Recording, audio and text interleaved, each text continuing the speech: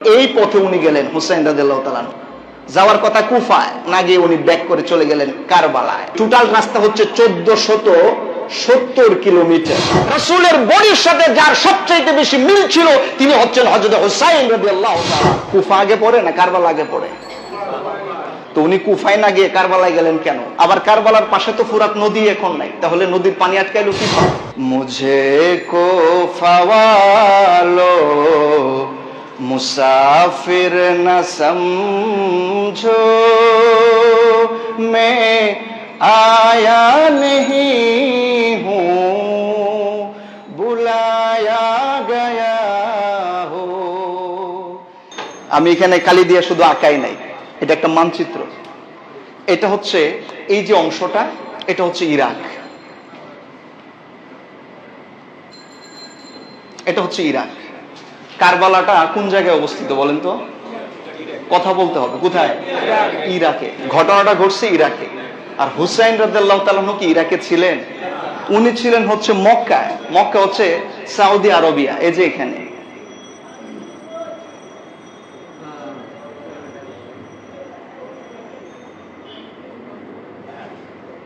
Saudi আরবিয়াতে উনি ছিলেন, মক্কা ছিল এই জায়গায়। কথা বলবেন না কেউ? এই জায়গায় ছিল মক্কা, উনি গিয়েছিলেন ইরাকে।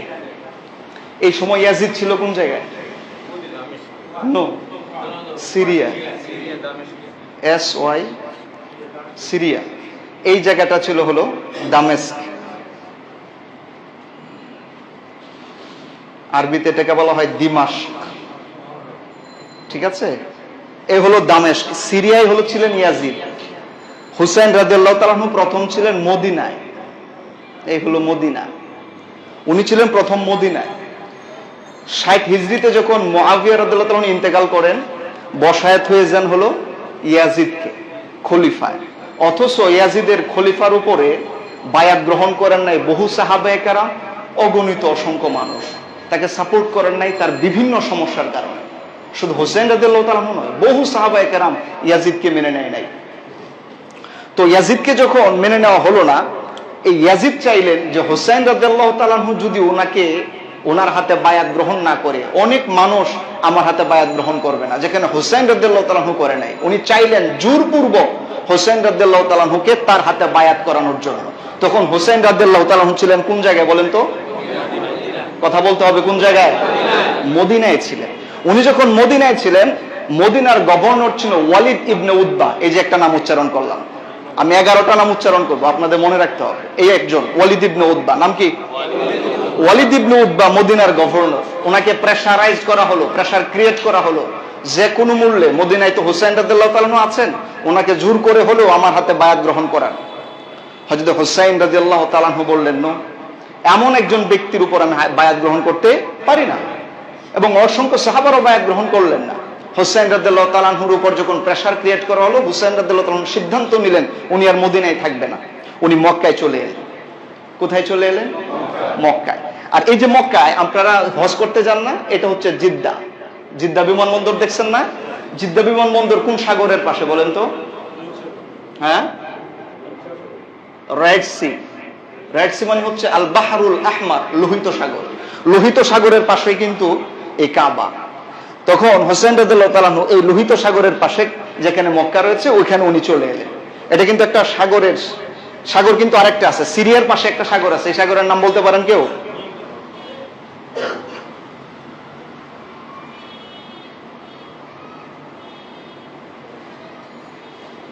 Mediterranean C. মেডিটারেনিয়ান সি মানে হচ্ছে ভূমধ্য সাগর। আরবিতে এটাকে বলা হয় আল বাহরুল মুতাওয়াসসাত। ভূমধ্য সাগরটা এই জায়গায়, এটার পাশে সিরিয়া। রাইট সি, আল বাহরুল আহমর, এটা হচ্ছে লোহিত সাগর, এটার পাশে হচ্ছে মক্কা। তো এখানে উনি মক্কায় চলে এলেন, কারণ চাপ ক্রিয়েট করা হচ্ছে হুসাইন রাদিয়াল্লাহু তাআলার উপরে। উনি বললেন জায়গায় থাকবো না, উনি চলে এলেন মক্কায়। মক্কায় যখন এসেছেন, তখন কুফা যে শহরটা ছিল, ইরাকের একটা শহরের নাম কুফা।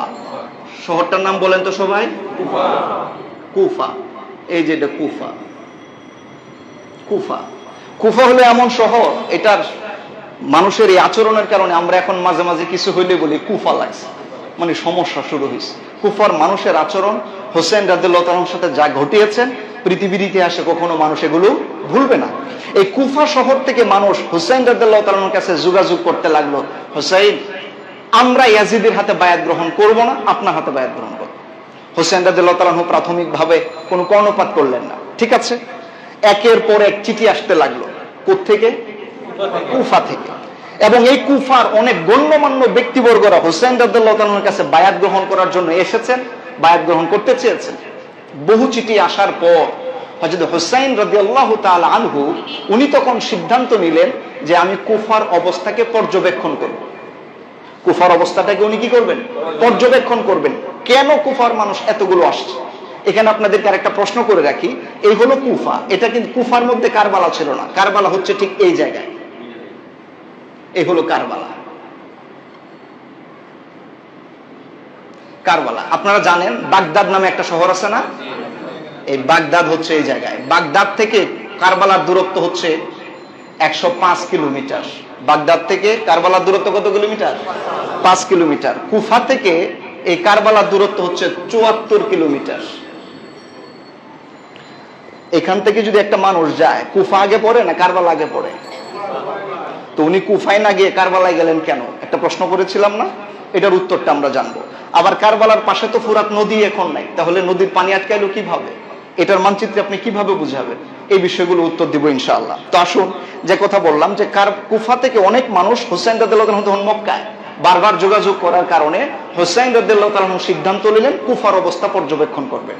উনি তখন ওনার ভাই, চাচাতো ভাই, নাম হলো মুসলিম ইবনে আকিল। আরেকটা নাম উচ্চারণ করলাম, আপনাদের মনে আছে? প্রথম উচ্চারণ করেছে একটা ইয়াজিদ গেল, তারপরে গেল ওয়ালিদ ইবনে উতবা, এই আরেকজন বললাম এখন মুসলিম ইবনে আকিল। 11 জনের নাম উচ্চারণ করল। মুসলিম ইবনে আকিল উনি ছিলেন হোসেন রাদিয়াল্লাহু তাআলা এর চাচাতো ভাই। উনি বললেন, ভাই এত এত চিঠি, শত শত চিঠি, তুমি একটু যে অবস্থাটা পর্যবেক্ষণ করে আমাকে ইনফর্ম করো। মুসলিম ইবনে আকিল এখান থেকে রওনা দিয়ে কুফায় গেলেন। কুফায় যাওয়ার পরে উনি দেখলেন পরিবেশ খুব সুন্দর। আমি আগে বলছি, আমি লম্বা ঘটনা বলছি না, সামারি বলছি, সামারি। তো হযরত হোসেন রাদিয়াল্লাহু তাআলা চাচাতো ভাই কুফায় যখন গেলেন, মুসলিম ইবনে আকিল উনি দেখলেন এখানের মানুষগুলো হোসেন রাদিয়াল্লাহু তাআলার পক্ষে, এমনকি বায়াত পর্যন্ত গ্রহণ করালেন হোসেন রাদিয়াল্লাহু তাআলার উপরে মুসলিম ইবনে আকিলের মাধ্যমে। 30,000 মানুষ মুসলিম ইবনে আকিলের হাতে হযরত হোসেন রাদিয়াল্লাহু তাআলার উপর বায়াত গ্রহণ করলেন। মুসলিম ইবনে আকিল দেখলেন পরিবেশ খুবই অনুকূলে, উনি একটা চিঠি লিখলেন হযরত হোসেন রাদিয়াল্লাহু তাআলার কাছে যে কুফার পরিবেশ ভালো, আসলেই কুফা মানুষ আপনাকে চায়, আপনি ইচ্ছা করলে কুফায় আসতে পারেন, কুফার মানুষগুলো আপনাকে চাচ্ছে, আপনি আসেন। হযরত হোসেন রাদিয়াল্লাহু তাআলা এই তার ভাই মুসলিম ইবনে আকিলের চিঠির প্রেক্ষিতে উনি সিদ্ধান্ত নিলেন মক্কা থেকে কোথায় যাবেন? কুফায়। তখন উনি তো আর একা যাবেন না, ওনার পরিবার পরিজন, আহলে বাইতের সদস্য, সাথে আরো কিছু অনুসারী, ওনাদের সহ মোট প্রায় 150 জন। হোসেন রাদিয়াল্লাহু তাআলার সাথে সফর সঙ্গী ছিলেন মোট কতজন? 150 জন সফর সঙ্গী নিয়ে উনি সিদ্ধান্ত নিলেন যাবেন হচ্ছেন কুফায়। যেদিন কুফা থেকে, মক্কা থেকে কুফার উদ্দেশ্যে রওনা দেন, সেদিন কোন মাসের কত তারিখ বলতে পারেন কেউ? বলতে পারে না। তাহলে ঘটনাটা কিভাবে মনে থাকবে বলেন আপনাদের? যেদিন উনি এখান থেকে রওনা দিয়েছেন সেদিন ছিল হলো জিলহজ মাসের 8 তারিখ। জিলহজ মাসের কয় তারিখ? এই যে আমি এক একটা তারিখ লিখবো আর এখানে আমি একটু গোল দিয়ে দিব যেন আপনাদের মনে থাকে। এই হচ্ছে 8 তারিখ, জিলহজ মাসের 8 তারিখ উনি রওনা দিলেন মক্কা থেকে, যাবেন কোথায়? কুফায়। বাবা তখন তো আর এই ধরনের এত নেটওয়ার্কিং সিস্টেম ছিল না, মাঝখানে যে কত কি ঘটে গেছে তা তো জানাই নাই।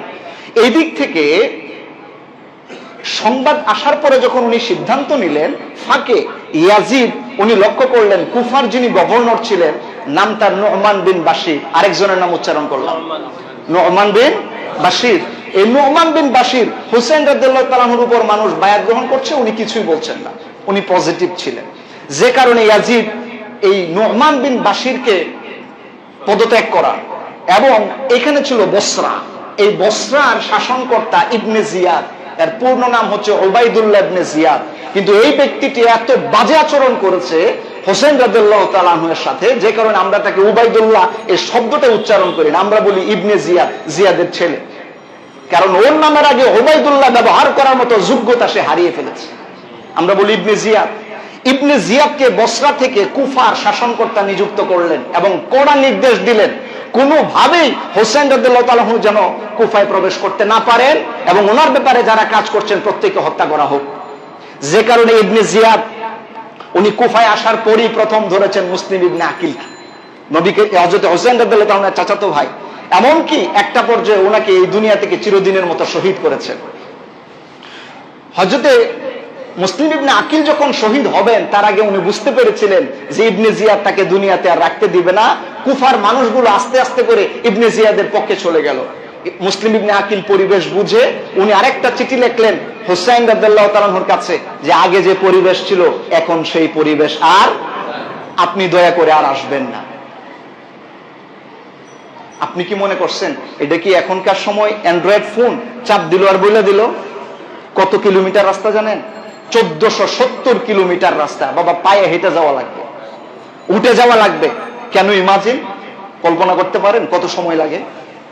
এই চিঠি যেদিন লেখছেন, লেখার পরে যখন এই চিঠি আসতে আসতে বহু সময় লেগে গেছে, ফাঁকে কিন্তু উনি রওনা দিচ্ছেন 8 তারিখে। জিলহজ মাসের কয় তারিখে রওনা দিলেন? 8 তারিখে। আর এদিক থেকে কুফার নির্মম আরেকটা ইতিহাস ঘটে গেল। মুসলিম ইবনে আকিলকে শহীদ করেছেন জিলহজ মাসের 9 তারিখ। এই যে আমি আরেকটা গোল দিলাম, জিলহজ মাসের কয় তারিখ? অর্থাৎ উনি যেদিন হত্যা হয়ে শহীদ হয়েছেন এর আগের দিন হুসেন রাদিয়াল্লাহু তাআলা আনহু রওনা দিয়েছেন। কোথার উদ্দেশ্যে? কুফার উদ্দেশ্যে। এই যে কুফার উদ্দেশ্যে রওনা উনি দিলেন, চিঠি তো তখন উনি পান নাই। চিঠি দেওয়ার জন্য, লেখার জন্য নির্দেশ দেওয়ার একদিন পরে উনি শহীদ হয়েছেন। এই চিঠি আসবেন তার আগে উনি রওনা দিলেন। এই পথে উনি গেলেন হুসাইন রাদিয়াল্লাহু তাআলা আনহু। যাওয়ার কথা কুফায়, না গিয়ে উনি ব্যাক করে চলে গেলেন কারবালায়। এই যে কুফা মক্কা থেকে রওনা দিয়া উনি যে এই যে বিভিন্ন স্থান দিয়ে গেলেন, এখানে টোটাল 38টা পয়েন্টে উনি রেস্ট নিয়েছিলেন। কয়টা পয়েন্টে? সব ইতিহাসে আছে। 38টা পয়েন্টে উনি রেস্ট নিয়েছিলেন। এর মধ্যে একটা জায়গার নাম ছিল তানঈম। তানঈম ছিল মক্কা এবং মদিনার মোটামুটি মাঝামাঝি জায়গায়। এই দিক থেকে উনি রওনা দিয়া অনেকগুলো স্পট, আমি 38টার নাম বলতে গেলে অনেক সময় লাগবে, আমি জাস্ট মূল পয়েন্টে সামারে যেহেতু বলবো, এই মূল টপিকগুলো হাইলাইট করতে চাই। হযরত হোসেন রাদিয়াল্লাহু তাআলা আনহু তার অনুসারীদেরকে নিয়ে রওনা দিয়ে জুবালা নামক একটা জায়গায় এলেন। জুবালা জায়গার নাম কি? জুবালা। জুবালার ব্যাপারে ইতিহাসে লেখা হয়েছে এটা কুফা থেকে 4 দিনের রাস্তা। কয় দিনের রাস্তা? কেউ যদি ঘোড়ায় চলে, আমরা আনুমানিক ভাবে হিসেব করে দেখেছি সম্ভবত এটা 250 থেকে 300 কিলোমিটার সামথিং এমন কিছু হবে। এই যখন এই জায়গায় আসেন তখন হোসেন রাদিয়াল্লাহু তাআলা একদল মুসাফির তারা সফর করছিলেন, তাদের সাথে দেখা হয়েছে। তখন তারা হোসেন রাদিয়াল্লাহু তাআলাকে বলেছিল, হুজুর আপনি যে কুফায় যাচ্ছেন কুফার পরিবেশ ভালো না। হোসেন রাদিয়াল্লাহু তাআলা প্রথম ইঙ্গিত পান জুবালা নামক জায়গায় ব্যাপারটা ভালো নয়। আপনি চিন্তা করুন, হোসেন রাদিয়াল্লাহু তাআলা পরিবার পরিজন সহ রওনা দিয়েছেন নিজের ইচ্ছায় না কুফাবাসীর বারবার অনুরোধের কারণে? সামান্য কথা নয়। আহালদেরকে নিয়ে উনি রওনা দিলেন। এই টোটাল রাস্তা হচ্ছে 1470 কিলোমিটার। এই টোটাল রাস্তা উনি রওনা দিলেন। এই হুসাইন রাদিয়াল্লাহু তাআলা এই টোটাল রাস্তায় রওনা দিয়েছেন এবং হেঁটে হেঁটে এবং এই যে পদযানে চড়ে উনি 23 দিন সময় লেগেছিল মক্কা থেকে কারবালায় পৌঁছতে। কতদিন সময় লেগেছিল? 23 দিন। এই যে আমি লিখলাম 23 দিন। আপনি একটু হিসাব করেন, 1470 কিলোমিটার 23 দিন পাড়ি দিয়েছেন। উনি পার ডে কত কিলোমিটার রান করেছেন? আমরা হিসাব করে দেখেছি 63.91 কিলোমিটার পার ডে উনি 64 কিলোমিটার রাস্তা হেঁটেছেন। হোসেন রাদিয়াল্লাহু তাআলা রওনা দিলেন। জুবালায় এসে তারপর উনি থমকে গেলেন, কিন্তু উনার সিদ্ধান্ত অনড়। যেহেতু উনি ফাইসালা দিয়েছেন, উনি রওনা দিলেন। উনি আসতে আসতে আরেকটা জায়গার নাম সারাফ। জায়গার নাম কি? সারাফ। সারাফ জায়গায় যখন এসেছেন, এই ইবনে জিয়াদ সৈন্য পাঠালেন, 1000 সশস্ত্র সৈন্য পাঠালেন হোসেন রাদিয়াল্লাহু তাআলার পথকে রুদ্ধ করার জন্য। সেনাপতির নাম ছিল হুর বিন ইয়াজিদ।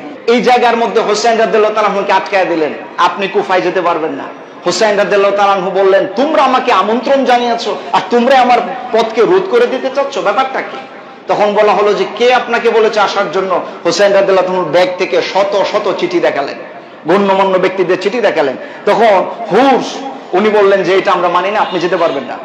কিন্তু হোসেন রাদিয়াল্লাহু তাআলার সিদ্ধান্ত অনড় হওয়ার কারণে উনি যাচ্ছেন। আরেকটা সামনে জায়গা এটার নাম কে বলা হয়? বাইদা। সামনের জায়গাটার নাম কি? বাইদা। বাইদা জায়গায় যখন এসেছে তখন হুর হুসাইন রাদিয়াল্লাহু তাআলা আনহুকে খুব কড়াকড়ি ভাবে আটকায় দিলেন, আপনি কুফা যেতেই পারবেন না, আপনি সিদ্ধান্ত চেঞ্জ করুন। এবং ওনার খুব জোরাজুরি করার কারণে হযরত হুসাইন রাদিয়াল্লাহু তাআলা আনহু এই পর্যন্ত এসে পৌঁছেছিলেন হিজানাত। হিজানাত নামক জায়গায় এসে হুসাইন রাদিয়াল্লাহু তাআলা আনহু টার্ন নিলেন বাম দিকে। ওনাকে যেতে দেওয়া হচ্ছে না কুফায়, তখন উনি বাম দিকে, এই যে এই জায়গার মধ্যে এসে উনি বাম দিকে রওনা দিলেন। এবার চলে যাচ্ছেন কোন জায়গায় বলেন তো? কুফার দিকে। এই যে দেওয়া হচ্ছে না, এই হুর প্রথম আটকাইলো 1000 সৈন্য দিয়া। হুসাইন রাদিয়াল্লাহু তাআলা কুফায় ঢুকতে পারলেন না, অথচ কুফাবাসী কেউ তাকে নিমন্ত্রণ করার জন্য আসছে না। হযরত হুসাইন রাদিয়াল্লাহু তাআলা আনহু এরপরে আস্তে করে এই কারবালার দিকে রান করলেন। এজন্যই মূলত উনি কুফা কাছে হওয়া সত্ত্বেও না যাইয়া 74 কিলোমিটার পথ পাড়ি দিয়া কোন পর্যন্ত পৌঁছে গেলেন? কারবালায় পৌঁছে গেলেন। তাকে যেতে দেওয়া হয়নি। হযরত হুসাইন রাদিয়াল্লাহু তাআলা আনহু যখন কারবালায় এসে পৌঁছেছেন তখন মুহররম মাসের 2 তারিখ। জিলহজ মাস পুরোটা সময় লেগেছে, এই যে বললাম না 23 দিন লেগেছে, আপনি 23 দিনের হিসাব করুন। এখানে এসেছে জিলহজ মাসের কয় তারিখ? 2 তারিখে উনি এসে পৌঁছলেন। এই হলো কারবালার ময়দানে। 2 তারিখ যখন পার হয়ে 3 তারিখ হয়েছে, 3 তারিখে হওয়ার পরে এই ইবনে জিয়াদ আরো 4000 সৈন্য দিয়া পাঠাইলেন, আরেকজন সেনাপতি দিয়া, ওমর বিন সাআদ। আরেকজনের নাম বললাম, সেনাপতির নাম কি? ওমর বিন সাআদ। সাথে কয় হাজার সৈন্য নিয়ে আসছে? 150 মানুষ, আহলে বাইতের একজন সদস্য। এবং সেখানে 4000 সৈন্য পাঠানো হলো। ব্যাপারটা কি? বুঝাই যাচ্ছে উদ্দেশ্য ভালো নয়। 3 তারিখে এসে পৌঁছলেন এই কুফা থেকে 4000 সৈন্য নিয়ে ওমর বিন সাআদ। হযরত হুসাইন রাদিয়াল্লাহু তাআলা আনহু ওমর বিন সাআদকে বোঝানোর চেষ্টা করেছেন, আমি এমনি আসি নাই, আমাকে দাওয়াত দিয়ে আনা হয়েছে। কিন্তু উনি কোন ক্রমেই হুসাইন রাদিয়াল্লাহু তাআলার কথা শুনছেন না। হুসাইন রাদিয়াল্লাহু তাআলা তখন মিটমাট করার জন্য কয়েকটা প্রস্তাব দিয়েছিলেন, একটা প্রস্তাব উনি গ্রহণ করেননি। শেষ পর্যন্ত উনি এই প্রস্তাবগুলো আবার ইবনে জিয়াদের কাছে পাঠালেন যে হুসাইন তো এই কথা বলে। ইবনে জিয়াদ সাফ কথা বলে দিল, হুসাইন রাদিয়াল্লাহু তাআলার কোনো বক্তব্যই গ্রহণ করা হবে না। নাউজুবিল্লাহ পড়েন। তখন ইবনে জিয়াদ অনুভব করেছে হুসাইন রাদিয়াল্লাহু তাআলার সাথে বোধহয় ওনারা পারছেন না। শেষে আরো 8000 সৈন্য দিয়া শিমার বিন জিল জাওশান, আরেকজন নাম শিমার বিন জিল জাওশান, ওকে 8000 সৈন্য দিয়ে আবার পাঠালেন মুহররম মাসের 7 তারিখ। তখন মুহররমের কয় তারিখ? 7 তারিখ এসে ওনাকে আটকায়া দিলেন। এমনকি এই পাশের ফুরাত নদীর পানি ওনাকে গ্রহণ করতে দিচ্ছেন না। আমি আগেই বলেছিলাম ফুরাত নদীর কোন মানচিত্র আপনি এখন পাবেন না। তাহলে এলো কোথা থেকে? ফুরাত নদীটা ওই যে এখানে আপনার ওই অনেক আগে থেকে এটা মূলত এসেছে, বাগদাদের পাশ দিয়ে হয়ে এসে কুফার দিক দিয়ে চলে গেছে। কিন্তু এখন এটা না দেখালেও একটা সময় একটা ক্যানেল, একটা শাখা এই কুফাতে, এই ফুরাতের একটা শাখা এই কারবালার এই পাশ দিয়ে গিয়েছিল। কিন্তু মূলত ফুরাত থেকে কারবালার দূরত্ব 19 কিলোমিটার। ফুরাত থেকে কারবালার দূরত্ব কত? 19 কিলোমিটার। কিন্তু এই 19 কিলোমিটারের মধ্যে একটা লেকের মতো এসেছিল, যেটা এখন বিলীন হয়ে গিয়েছে। আরে বাবা, আমাদের দেশের কয়টা নদী বিলীন হয়েছে গত 50 বছরে? আপনি বলেন না। এটা একেবারে চোখ তো বড় করার কিছু নেই যে নদী গেল কই। নদী তো মাটিতে খেয়ে ফেলাইছে, আর কিছু নদী তো আমরা মানুষেরাই খেয়ে ফেলাই। আমাদের হাতে কি দুর্ক্ষমতা নাই? নদী কেমনে খায় দেখেন না? আর ইচ্ছা করলে নদী বানায়ও দেয়। মাঝে মাঝে যখন বাঁধের পানি ছাইরা দেয়, আমরা পানিতে হাবুডুবু খাই না? আশপাশের আমাদের পড়শিরা এই ধরনের সুন্দর ব্যবহার করেন আমাদের সাথে। তো কি বুঝলেন? অনেক মানচিত্র আমরাই চেঞ্জ করতে পারি। তাহলে এটা চেঞ্জ হয়ে যাবে পৃথিবীর এই 1400 বছর ইতিহাসে, এটা স্বাভাবিক। একটা লেক এখানে ছিল, যেখানে 7 তারিখে এসেই এই 7 তারিখে ওনারা সিদ্ধান্ত নিলেন যে এই জায়গায় আর পানি ওনাকে ছুঁতে দেওয়া হবে না। যে কারণে আরো 500 সৈনিক এই লেকের চতুর্পার্শ্ব দিয়ে দাঁড় করায় দিলেন। 500 সৈনিকের নেতৃত্ব যিনি দিয়েছিলেন ওনার নাম হচ্ছে আমর বিন হাজ্জাজ। 500 সৈনিক যারা ফুরাতের পানি আটকায় দিয়েছিলেন, এর সেনাপতির নাম কি? আমর বিন হাজ্জাজ। এই আমর এটা আটকায় দিলেন 500 সেনাপতি দিয়া ইবনে জিয়াদের নির্দেশে। 3 দিন চলে গেল, এক ফোঁটা পানিও তাদেরকে দেওয়া হয়নি। শিমার বিন জিল জাওশান, যিনি এই জায়গায় সবচেয়ে বাজে চরিত্র ছিল, উনি বাধ্য করেছিলেন ওমরকে হযরত হুসাইন রাদিয়াল্লাহু তাআলার সাথে যুদ্ধ করার জন্য। উনি সব প্রেক্ষাপট নিয়ে আসলেন, বারবার খোঁচাচ্ছিল যে যুদ্ধ হোক, কিন্তু হুসাইন রাদিয়াল্লাহু তাআলা যুদ্ধ করতে আসেননি। উনি বলেছেন, আমি তো এজন্য আসিনি, আমাকে দাওয়াত করে এনেছো, আমি কি যুদ্ধ করতে এসেছি? তার কোনো প্রস্তুতি কি আমার আছে? আমি তো সেজন্য আসি নাই, আমাকে এনেছো কি বলে, আর কি ব্যবহারটা আমার সাথে করছো। এজন্য একজন কবি খুব সুন্দর করে হোসেন রাদিয়াল্লাহু তাআলার মনের ভাষাটা বলেছিলেন, যে এই কবিতাটা, এই গজলটা আমাদের কাছে খুব পরিচিত। মুঝে কো ফওয়ালো মুসাফির না সমঝো, मुझे को फवालो मुसाफिर न समझो, मैं आया नहीं हूँ बुलाया गया हो, कि मेहमान बना कर, के मेहमान बना कर सताया गया हो, मैं आया नहीं हूँ बुलाया गया हो।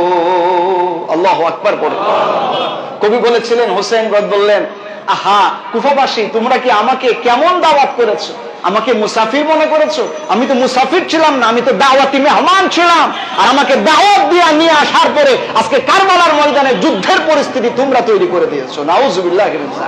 হযরত হোসেন রাদিয়াল্লাহু তাআলার এই বক্তব্যটা, এই মনের এই বাসনাটা একজন কবি সুন্দর করে বলেছিলেন। আমি গজলটা পুরো বলতে চাচ্ছি না, সময় আমাদের কম। আমার প্রিয় ভাইরা, এই জায়গায় এসে 7 তারিখ থেকে 3 তারিখ কোনো পানি দেওয়া হয়নি, এবং মুহররম মাসের 9 তারিখ যখন হয়েছে তখন সীমার ওই দিনে যুদ্ধ করতে বলেছিলেন। হোসেন রাদিয়াল্লাহু তাআলা বললেন, ঠিক আছে, যদি আমি সত্যের পথে থেকে আমাকে যুদ্ধ যদি করাই হয় তাহলে আমি যুদ্ধ করব, কিন্তু আজকে নয়, একটা দিন আমাকে সময় দাও, একটা দিন যেন আমি আল্লাহর দরবারে ইবাদত করে এই রাতটা কাটাতে পারি। আল্লাহু আকবার। হযরত হোসেন রাদিয়াল্লাহু তাআলা 9 তারিখ সারা রাত ইবাদত করলেন। একজন মুসাফির মানুষ ক্লান্ত হওয়ার কারণে উনি দুর্বল হয়ে পড়েছিলেন। 10 তারিখে ফজরের পরেই যুদ্ধের প্রস্তুতি হয়েছিল। বৃষ্টি হচ্ছে, এজন্য আমি লম্বা করব না, অল্প সময় শেষ করতে চাচ্ছি।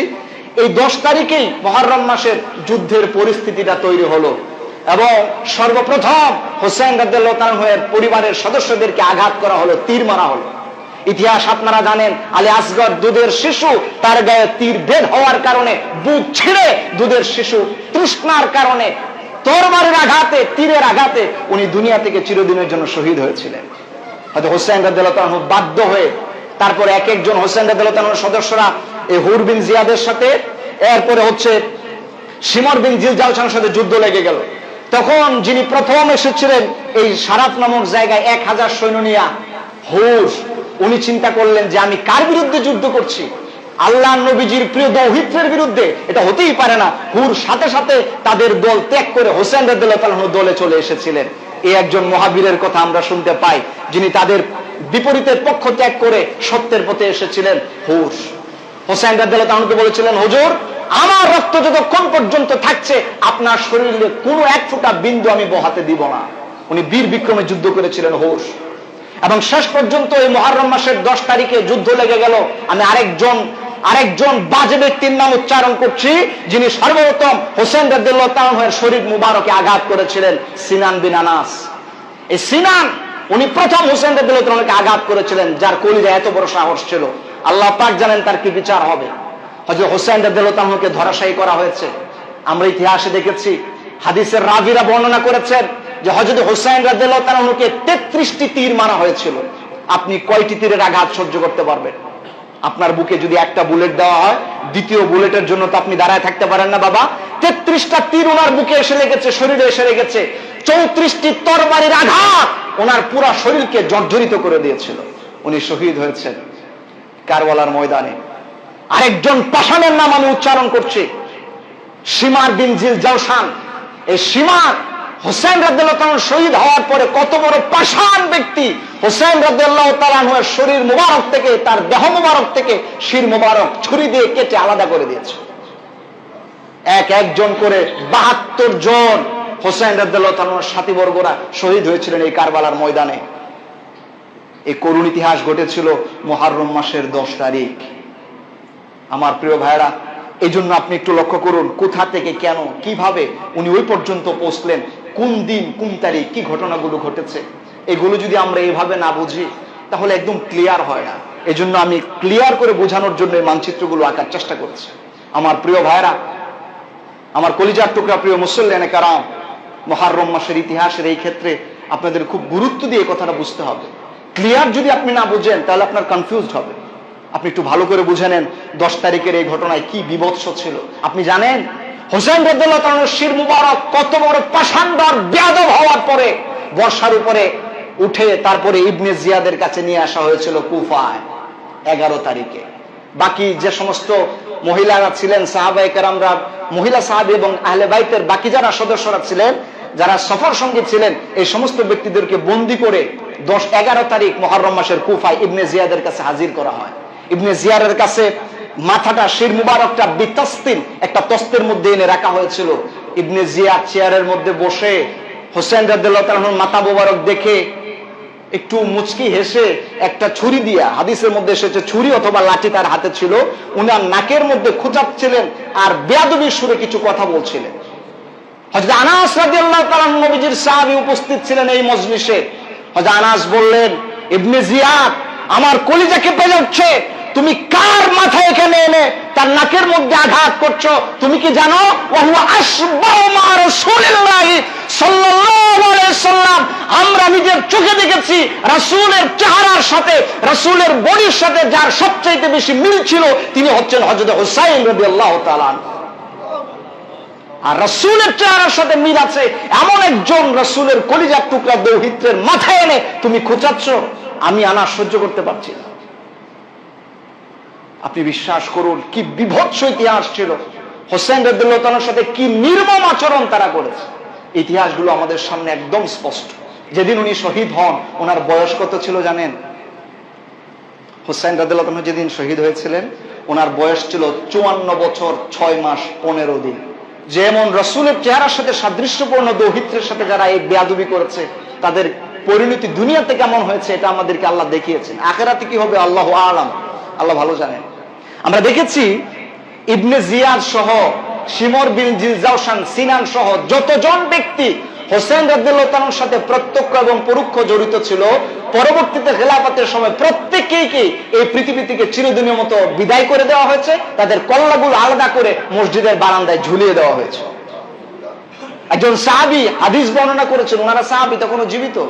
উনি বললেন ইবনে জিয়াদের মাথাটা যখন এনে রাখা হয়েছিল আমরা এসে দেখলাম, হাদিসটা মুসলিম শরীফের মধ্যে এসেছে, সিয়াসিত্তার হাদিস, ভুয়া হাদিস হলে আমি বলতাম না, সিয়াসিত্তার হাদিস বলছি। হযরতে একজন সাহাবী বললেন যে ইবনে জিয়াদের মাথাটা যখন রাখা হয়েছে আমরা দূর থেকে দেখলাম একটা সাপ ইবনে জিয়াদের নাক দিয়া ঢুকেছে, মাথার মধ্যে ঢুকে আবার কিছুক্ষণ পরে বেরিয়ে এসেছে। সাহাবী বর্ণনা করলেন, আমার মনে হয়েছে যে নাকের মধ্যে হোসেন রাদিয়াল্লাহু তাআলার নাকে যে ব্যক্তি খুঁচিয়েছে দুনিয়াতে আল্লাহ পাক তার নাকে সাপ দিয়া প্রমাণ করে দিয়েছেন আহলে বাইতের সাথে বেয়াদবি করলে কি পরিণত হয় এটা দেখিয়ে দিয়েছে। ইতিহাস খুব বিভৎস, ইতিহাস খুব করুণ। এগুলো থেকে যদি আমরা শিক্ষা না নেই তাহলে আমাদের জীবনটাও সুন্দর হবে না। আমার প্রিয় ভাইরা, এজন্য যারা সত্যের পথে থাকেন, যারা সঠিক পথে থাকেন, এদের রাস্তায় যেন আল্লাহ পাক আমাদেরকে কবুল করেন, আমরা পড়ি আমিন।